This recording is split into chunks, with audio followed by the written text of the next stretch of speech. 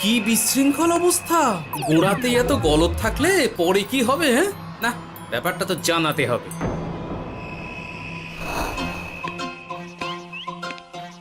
এই তো মহারাজের প্রিয় গোপালও চলে এসেছে।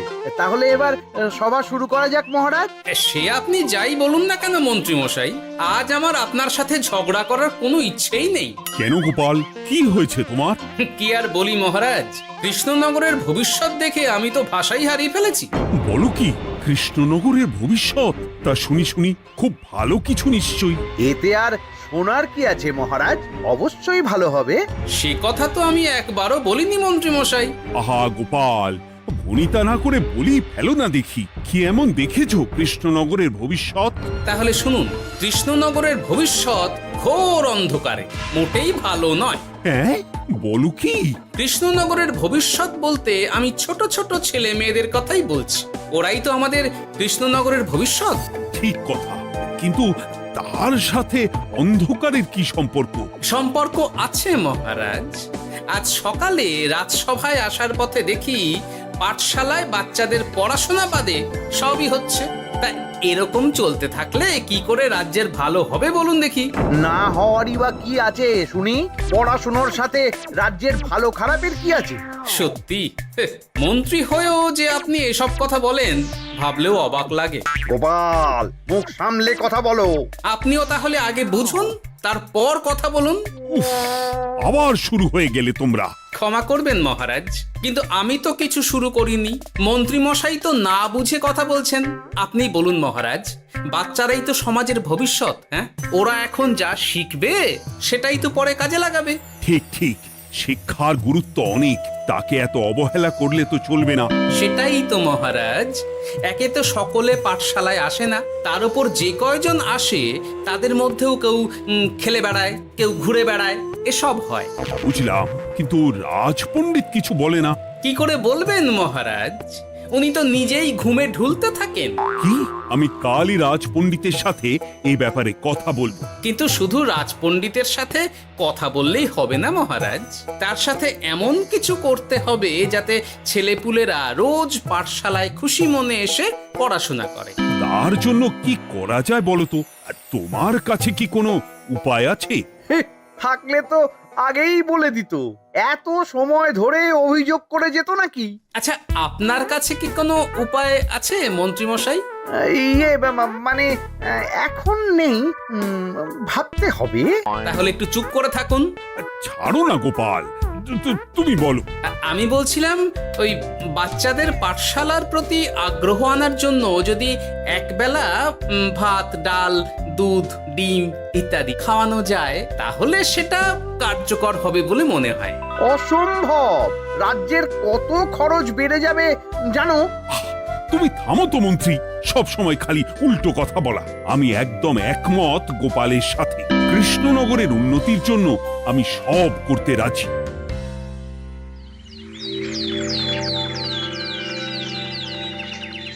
তোমার কিছু বলার আছে পণ্ডিত পাঠশালার এই অব্যবস্থার ব্যাপারে? আজ্ঞে মহারাজ, অনেক ভোরে উঠি তো, তাই একটু চোখ লেগে যায় আর কি। চোখ লাগারও আর সময় পেল না তোমার? পড়ানোর সময়ই চোখটা লাগতে হলো। যাই হোক, যা হওয়ার হয়ে গেছে, আর যেন এমন না হয় সেটা কিন্তু মাথায় রেখো। আজ্ঞে মহারাজ, কথা দিচ্ছি আর কোনোদিন পড়ানোর সময় ঘুমোবো না। বেশ, আর মন্ত্রী, তোমার ওপর একটা দায়িত্ব আছে। বলুন মহারাজ। তুমি পাঠশালাতে পড়াশোনা শুরু করতে পারবে এমন বয়সী সকল বাচ্চাদের মোট সংখ্যাটা জেনে কোনো দোকানদারের কাছে গিয়ে সেই পরিমাণ শস্যপাতি আর ডিমের বায়না দিয়ে আসবে। আর হ্যাঁ, একজন ভালো রান্নার ঠাকুর জোগাড় করো। যথাজ্ঞা। আরে বাস, এ তো দারুণ সুযোগ। এই ফাঁকে আমারও কিছু লক্ষ্মী লাভ হতে পারে। গোপাল, তোমারও একটা দায়িত্ব আছে। হ্যাঁ, বলুন মহারাজ। মন্ত্রী যে দোকানদারের কাছে সব জিনিসপত্র বায়না দেবে সেখান থেকে জিনিসপত্রগুলো নিয়ে তুমি রোজ পাঠশালায় পৌঁছে দেবে, কারণ এসব ব্যাপারে মন্ত্রীর ওপর আমার ভরসা নেই। ঠিক আছে মহারাজ। মহারাজের বেশি বলে কিনা আমার ওপর ভরসা নেই। সব জোগাড় করব আমি, আর শেষ বাজিটা মারবে গোপাল। আরে না, ভালোই হলো। আমি যদি কিছু করিও তবু দোষ পড়বে গোপালেরই উপর। কি ব্যাপার, মন্ত্রী মশাই কিছু বললো না এটা শুনে? কি ভাবছে এত? ঠিকই বলেছেন মহারাজ, এসব কাজ গোপালই ভালো করতে পারবে। বাবা, ওভাবে কেন বলছো গোপাল? আমিও তো চাই কৃষ্ণনগরের ভালো হোক। বেশ, ভালো হলেই ভালো।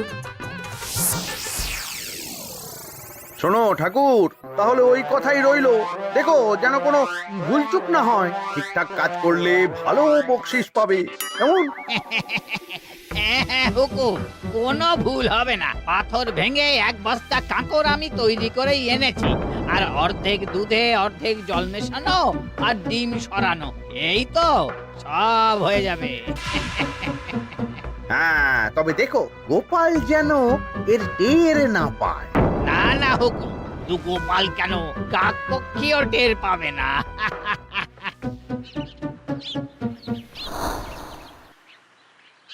যাক বাবা, এবার শুধু জিনিসের দামটা মহারাজকে বাড়িয়ে বললেই কাজ হাসিল। এদিকে অতিরিক্ত মূল্যটাও আমার হবে, আর বাকি জিনিসগুলো বিক্রি করার পর সেই দামও আমারই হবে।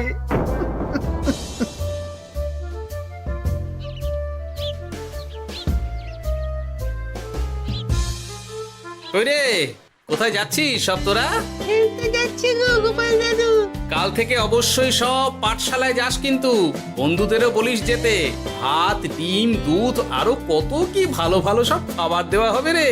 তাই ডিমও দেবে? হ্যাঁ রে, মহারাজ এই নতুন নিয়ম করেছেন। আমি নিজে গিয়ে জিনিসপত্র দিয়ে আসবো। কে মজা, আমি তো তাহলে রাত যাব পাঠশালা। আমিও যাব। বেশ দারুণ ব্যাপার হলো তো, এবার তো রোজ পাঠশালা যেতেই হবে। আচ্ছা বেশ, এবার চলি তাহলে।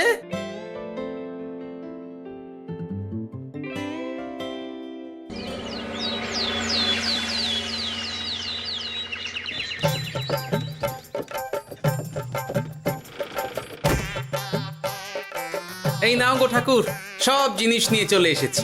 একবার মিলিয়ে নাও দেখি। ঠিক আছে গোপাল দাদা, এখনই সব দেখে নিচ্ছি।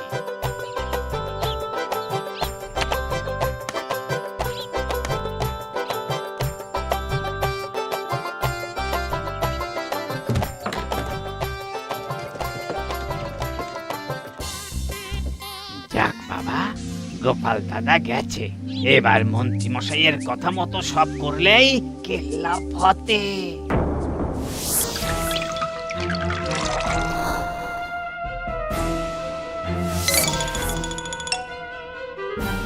কই গো ঠাকুর? এই তো হুকুম, আপনার কথা মতো সব কাজ হয়ে গেছে। ওই দেখুন, ওখানে জিনিসগুলো রাখা আছে, আপনি নিয়ে যেতে পারেন। বাবা বাবা, খুব ভালো, খুব ভালো।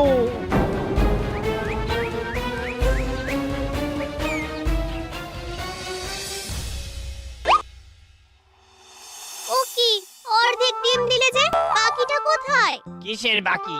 ডিমটা অমনি দেখতে। বললেই হলো, ডিম কখনো অর্ধেক হয়? বাকিটা কোথায় বলো, নইলে কিন্তু। আরে বাবা, তুমি ডিম খেতে খুব ভালোবাসো বুঝি? হ্যাঁ তো। তাহলে এটা জানো না যে অর্ধেক ডিমের দ্বিগুণ শক্তি হয়? সত্যি? হ্যাঁ, তা নয় তো কি মিথ্যে? ওই জন্যই তো আমি তোমাদের সকলকে অর্ধেক ডিম দিই। আরে বাস, এটা তো আমরা কেউই জানতাম না। ঠিক আছে, আমি আমার সকল বন্ধুকে এটা জানাবো।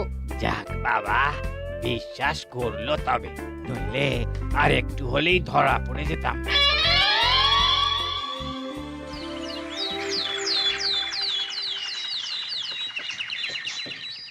আরে, রান্নার ঠাকুর কারোর সাথে কথা বলছে মনে হচ্ছে। পেছন থেকে দেখে তো মন্ত্রী মশাই বলে মনে হচ্ছে। একটু কাছে গিয়ে দেখি তো কি ব্যাপার।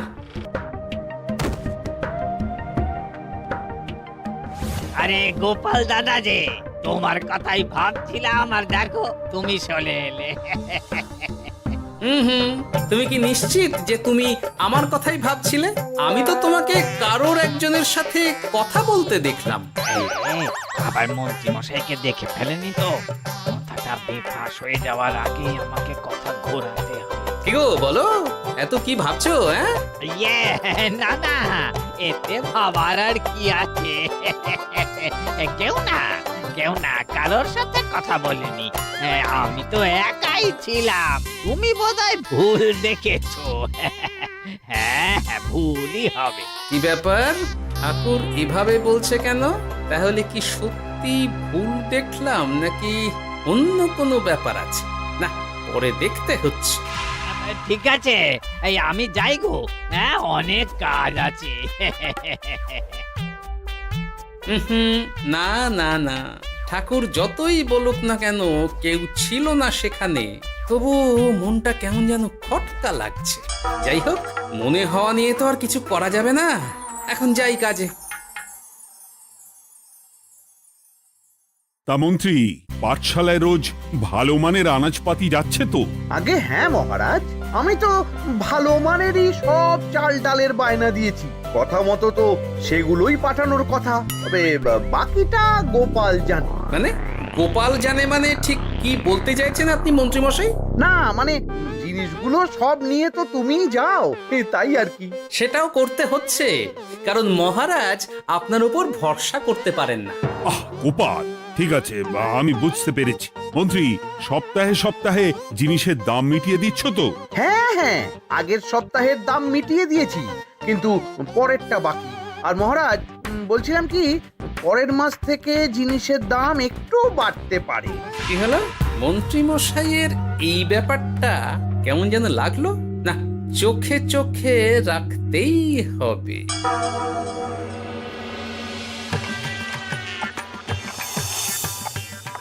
কিরে বুটি, তুই অর্ধেক ডিম খেয়ে বাকি অতটা রেখে দিলি কেন? রান্নাটা ভালো হয়নি বুঝি? না গো দিদা, খুব ভালো হয়েছে। আমি তো আসলে এখন এমনই খাচ্ছি। শিখিরি, কেন রে পুটি? তোর তো ডিম খুব প্রিয় ছিল রে। এখনো ভালো লাগে। তাহলে পুরো ডিম খাচ্ছিস না কেন? এ বাবা, তুমিও জানো না, অর্ধেক ডিমের শক্তি গোটা ডিমের থেকে বেশি, মানে দ্বিগুণ শক্তি। কি বলে কি গো? এই তোকে এমন কথা কে বলেছে রে? ওমা, কেন? পাঠশালার রান্নার ঠাকুর আমাদের তো রোজ অর্ধেক ডিমই দেয়, ওই জন্য আমি একদিন জিজ্ঞেস করেছিলাম, তখন বলল অর্ধেক ডিমের দ্বিগুণ শক্তি হয়। বলিস কি রে? এতদিন ধরে এসব চলছে? না, মহারাজকে জানাতে হবে।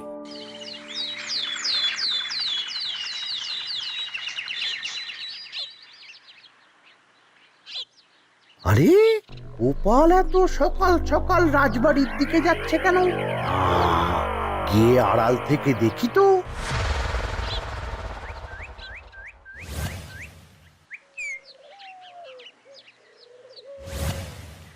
বলো গোপাল, কি হয়েছে? হঠাৎ কেন এভাবে একা দেখা করার কথা বললি? আসলে মহারাজ, আমি চাই না এই ব্যাপারটা মন্ত্রী মশাই জানুক, তাই একান্তে আপনার সাথে কথা বলতে চাই। কেন, কি হয়েছে সব খুলে বলো। তাহলে শুনুন মহারাজ।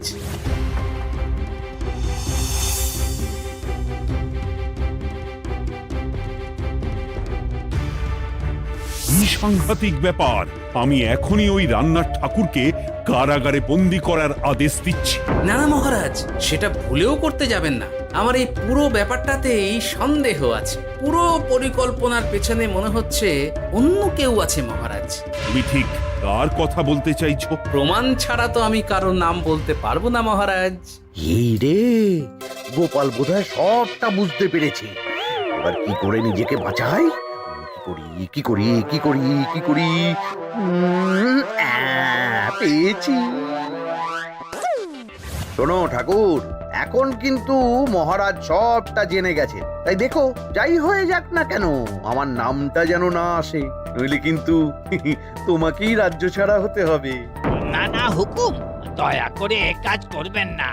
আমি মরে গেলেও আপনার নাম নেব না। মাথায় থাকে যেন। বলো বলো, তুমি কেন এমন করেছো?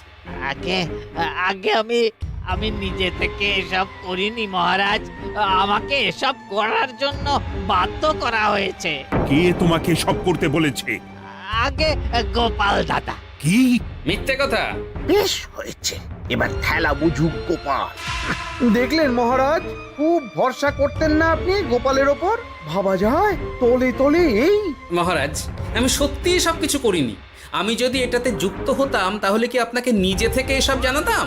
দেখো গোপাল, এখন এসব কথা বলে কোনো লাভ নেই। সবাই জানে তোমার মাথায় কত বুদ্ধি। তুমি ইচ্ছা করে আগে গন্ডগোল করে তারপর সেটা ঢাকতে নিজে থেকে সব বলছো। গোপাল, তুমি সত্যি করেছো কি করনি সেটা কিন্তু তোমাকেই প্রমাণ করতে হবে। এটা যেমন সত্যি যে এসব যে ঘটছে সেটা তুমি আমায় জানিয়েছো প্রথম, তেমনি এটাও সত্যি যে প্রতিদিনের শস্যের বস্তা তুমি নিয়ে যাও পাঠশালায়, তাই তোমাকেও যে সন্দেহের তালিকা থেকে বাদ দেওয়া যাবে না। বেশ, তাহলে আমি প্রমাণ জোগাড় করেই তবে এই রাজসভায় পা দেব।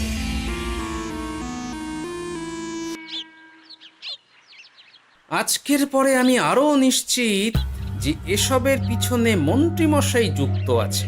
এবার শুধু ওনাকে হাতে নাতে ধরার ব্যবস্থা করতে হবে।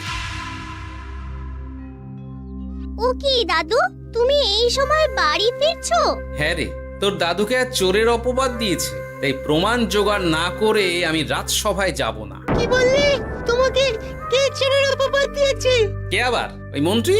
কিন্তু আমার সন্দেহ হচ্ছে যে আসল চোর ওই মন্ত্রী। বাস, তাহলে আর চিন্তা কি? আমরা আছি তো, মন্ত্রীর ওপর নজর রেখে তোমাকে সব খবর দিয়ে যাব। হ্যাঁ দাদু, আমারও অনেক রাগ হয়েছে। এতদিন মিথ্যে বলে আমাদের অর্ধেক ডিম খাইয়েছে। আমি এটা কিছুতেই মানতে পারছি না। এবার সত্যিটা সবার সামনে আসবেই।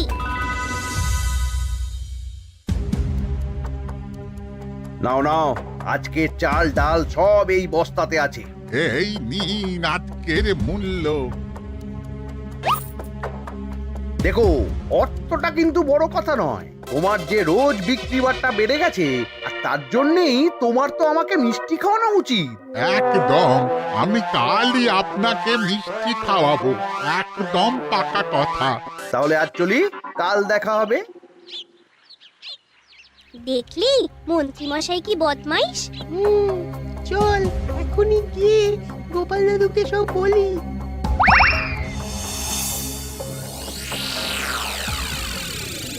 তাহলে এটাই হলো আসল ব্যাপার।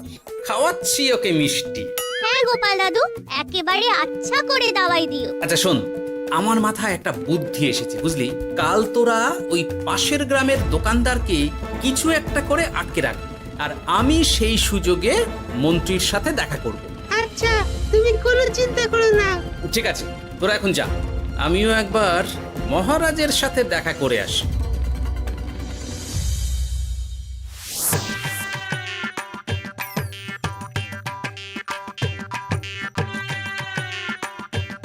আসতে পারি মহারাজ? আরে গোপাল জি, এসো এসো। মহারাজ, কথা মতো আমি প্রমাণ জোগাড় করে ফেলেছি, কিন্তু সেটা দেখার জন্য আপনাকে কাল আমার সাথে একটা জায়গায় যেতে হবে। বেশ, আমি যাব।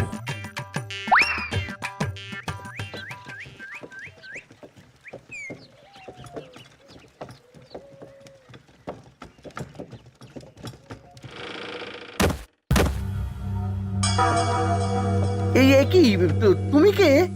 আগে আমি মালিকের খুব বিশ্বস্ত কর্মচারী। আজ সকালে মালিক একটা অন্য কাজে ব্যস্ত হয়ে পড়েছে, তাই আমাকে পাঠালো। কিন্তু কথা মতো আপনার জন্য মিষ্টি পাঠিয়েছে। এই তাই নাকি? দাও দাও দাও দাও, শুনেছি তোমাদের গ্রামের মিষ্টিও নাকি খুব ভালো। হ্যাঁ, ওই আর কি। নিন।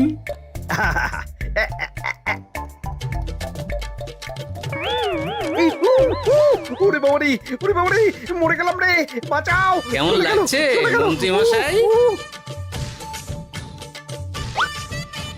গোপাল, তুমি?